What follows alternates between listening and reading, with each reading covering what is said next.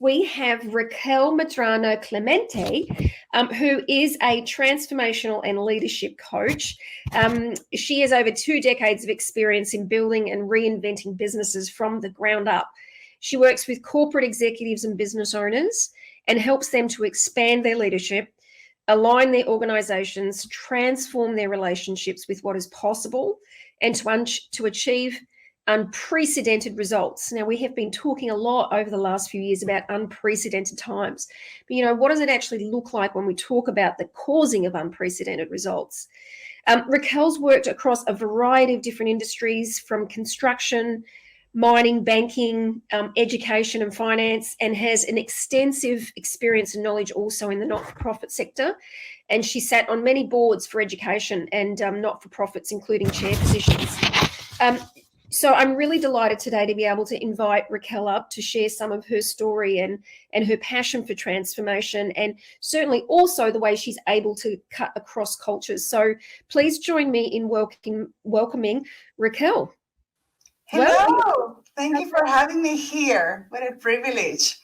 Well, you will hear, I have an accent. So I am from South America, and I have been in Australia for 20 years. So look, my story, I relate to so much on what has been shared already. And I was born 2 years into a military coup in Argentina. So that just from the beginning.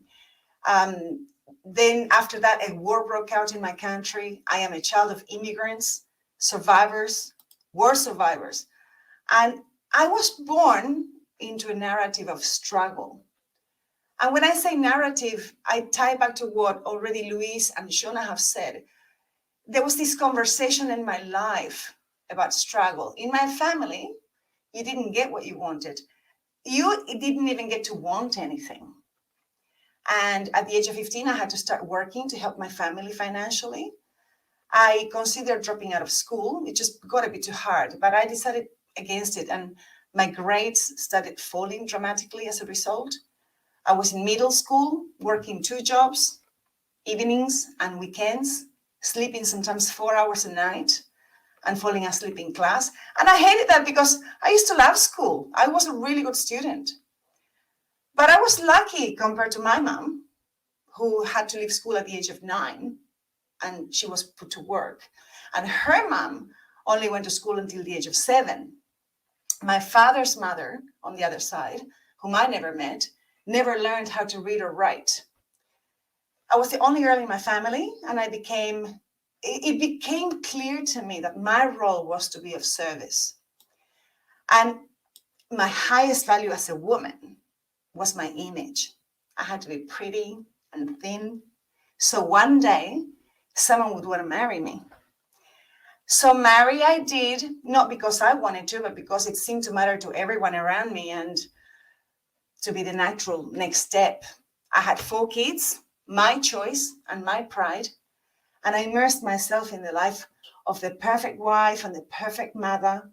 We moved around the world with his work, and I adapted. But soon after my youngest turned 2, I just couldn't take it anymore. I was so unhappy. I didn't know what my life was about, but I knew for a fact that this wasn't it. I loved and I still love being a mom above all things. But man, I had lost myself in that never-ending role of supporting others, as we women do sometimes. Certainly I did.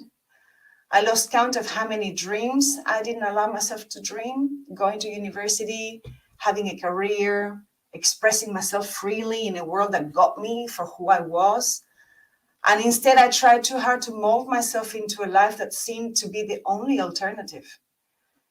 10 years ago, I was 34. That year, my mom died. And after years of therapy, my marriage ended. I lost my house, everything I had. I found myself in a foreign country, raising very young children in a foreign language, in a foreign culture. And I was facing a new beginning. It's hard for me to explain the process of transformation, but look at a butterfly. In order to become a butterfly, the caterpillar sets camp and it builds a cocoon and commits to falling apart completely. it decomposes down to its very essence. And from this state, the butterfly starts to put itself together. To transform, we must allow ourselves that self that we think we are to disappear so that a new self can emerge. But again, I'll say it again, you have to be brave, you have to be courageous, because transformation is not change. The caterpillar doesn't become a bigger caterpillar or a faster caterpillar. It becomes something but a caterpillar. And that is the beauty and the risk of transformation, because life as you know it is no more. It was around this time in my life that I was introduced to the work of transformation, the same as the others here. I did the Landmark Forum. And I got to see for the first time ever that I didn't need to be defined by my story or my circumstances, that I did have a say in how my life went from then on, that I didn't need a university degree to have value as a person, that having kids didn't mean that I was stuck in life with no choice. I discovered that I could create myself newly moment by moment, no matter what life threw at me. So I decided to start a business. I built a house. I started investing. I studied new things. I met someone with whom I could see myself building a life again. Only a couple of years into that relationship, he died. And my body didn't cope with the grief all too well. So I developed a chronic health condition. I put on 20 kilos, which is 40 pounds for you, all of you in America. And then the pandemic hit, and while all of that could have driven me to a constant space of disempowerment, I found myself creating myself newly over and over again. I grew my business. I joined boards. I studied with an American elite business school. And I even reached out to one of the top transformational consulting firms in the world. And I said, hey, I'd love to work with you. And they said, yes. So I joined them this year. I became the parent of 4 teenagers. And I love it. I constantly ask myself, what's next? And I create a future that pulls me into action at any point. I don't get stuck anymore. I create opportunities rather than wait for them to show up, not only for myself, but for others. And now I am free to be a contribution to others, not from a place of service, but as an opportunity, rather than a burden or an obligation. And I also get to be the space in which others see a new future for themselves and create.